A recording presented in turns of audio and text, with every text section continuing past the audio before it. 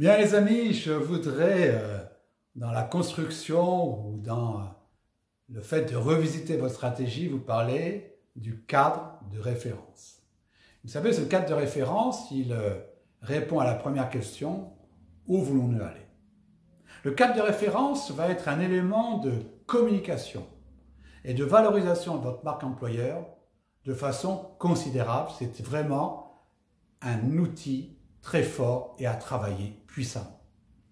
Alors, qu'est-ce que j'ai dans ce cadre de référence? Dans ce cadre de référence, je vais avoir ma mission. Ma mission, c'est à quoi je sers. Quel est mon pourquoi? C'est ce qu'on appelle le why. Vous savez, c'est à la mode aujourd'hui, mais ça a toujours été, moi qui étais professeur de stratégie il y a plus de 20 ans pour les Master 2 à l'Université d'Avignon, on a toujours parlé de la mission d'une entreprise, de la mission de la personne morale. Sa mission, ce n'est pas de vendre du produit. Vendre du produit, c'est un moyen. Sa mission est de satisfaire des besoins et je dois absolument travailler là-dessus. Vous savez, j'ai une entreprise cliente qui vend des produits dans des pays africains et qui avait quelques difficultés. On a travaillé la mission. Et la mission, ça a été en fait de participer au développement économique des pays les plus pauvres. Oui, ça change tout. Mais ce qui a changé, c'est qu'aussi son discours a changé, la motivation interne a changé et surtout des produits innovants sont apparus. 1. Quelle est votre mission? 2. Quelle est votre vision? Oui, ok, ma mission est celle-ci, mais vous le faites comment? Par exemple, avec mon associé, notre société, qui s'appelle Grow Up, elle a comme vision que le développement d'une entreprise, la réussite d'une entreprise passe par le bien-être des collaborateurs et l'optimisme de ses dirigeants. C'est notre vision. Et c'est une vision que nous portons depuis plus de 20 ans maintenant. Ce n'est pas une vision d'actualité. Bien sûr, aujourd'hui, tout le monde parle de ça. Mais je peux vous assurer qu'il y a 20 ans, nous étions très peu à parler de ça, mais ça a toujours été notre vision. C'est qu'une entreprise passe par le bien-être des collaborateurs et l'optimisme des dirigeants. Alors, troisième point, quelles sont nos valeurs? Quelles sont les valeurs que vous défendez? Est-ce que ce sont des valeurs d'altruisme? Est-ce que ce sont des valeurs d'humanisme? Est-ce que ce sont des valeurs éthiques? De plus en plus aujourd'hui, nos clients vont nous demander quelles sont nos valeurs. Vont nous demander quelle est notre vision, vont nous demander quelle est notre mission.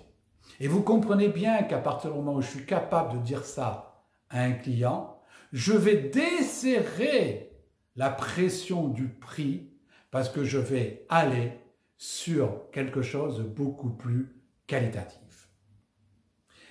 Le cadre de référence comprend aussi ce qu'on appelle les finalités. À quoi sert l'entreprise? Qu'est-ce que l'entreprise doit donner? Il y a 4 finalités. La finalité par rapport aux dirigeants. Qu'est-ce que l'entreprise doit donner aux dirigeants? Bien sûr, une entreprise, elle doit servir à la rémunération du dirigeant. Elle doit servir à la constitution patrimoniale du dirigeant. Mais elle peut aussi servir à son épanouissement, à sa formation, à son perfectionnement, à son utilité sur Terre. Je dois définir ce que mon entreprise doit avoir comme finalité par rapport aux dirigeants. Définir aussi quelle est la finalité de l'entreprise par rapport à ses clients.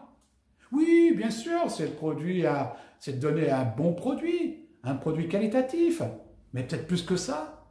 C'est de leur permettre d'avoir plus de sécurité, peut-être de leur permettre d'avoir plus de liberté, peut-être de leur permettre d'avoir plus de pouvoir d'achat, peut-être de leur permettre de pouvoir mieux éduquer leurs enfants. Quelle est la finalité de mon entreprise sur mes clients? Troisième finalité, la finalité vis-à-vis de mes partenaires ou vis-à-vis de mes collaborateurs. Bien sûr, là aussi, à mes collaborateurs ou à mes partenaires, je leur dois une rémunération. Mais je leur dois peut-être plus que ça.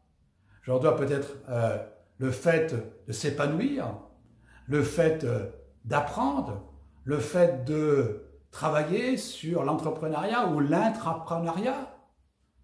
Je dois définir aussi quelles sont les finalités de mon entreprise pour mes partenaires et pour mes collaborateurs. Et puis, quatrième finalité, c'est que doit donner l'entreprise pour son environnement. Alors bien sûr, on en parle beaucoup aujourd'hui, mais là où je vous rappelle aussi que dans les structures, les constructions stratégiques, les finalités sur l'environnement sont vieilles. Ce n'est pas d'aujourd'hui, même si aujourd'hui on a la protection de la planète et qu'on a envie avec le réchauffement climatique d'agir. Et là, il est temps de l'affirmer aussi. Qu'est-ce que mon entreprise, qu'est-ce que votre entreprise doit avoir comme finalité vis-à-vis de son environnement?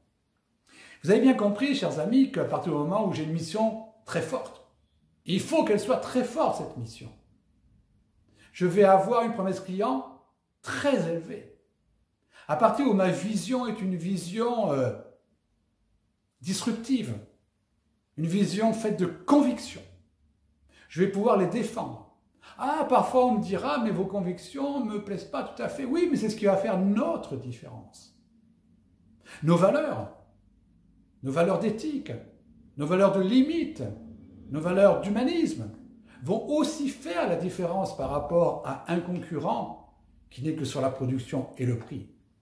Et enfin, mes finalités vont aussi faire mon histoire, ma storytelling, faire en sorte que je vais parler d'autre chose à mes clients que de tarifs et de prix. Bien sûr, j'en parlerai à un moment donné, mais j'en parlerai beaucoup plus tard.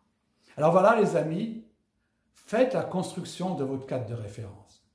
Votre cadre de référence, c'est votre histoire. Votre cadre de référence, c'est votre développement. Votre cadre de référence, c'est ce qui va faire la promesse client. Votre cadre de référence, c'est ce qui va faire votre marque employeur. Et cette marque employeur va permettre à chacun de vos partenaires et de vos collaborateurs de devenir vos ambassadeurs. Alors, voyez, ça vaut le coup d'avoir des ambassadeurs dynamiques, motivés, parce qu'ils savent pourquoi. Ils savent le why, le pourquoi ils travaillent et pourquoi ils partagent une aventure avec vous. Un bon job, un truc super sympa à faire. Il faut être créatif, mais je sais que vous l'êtes. À plus tard.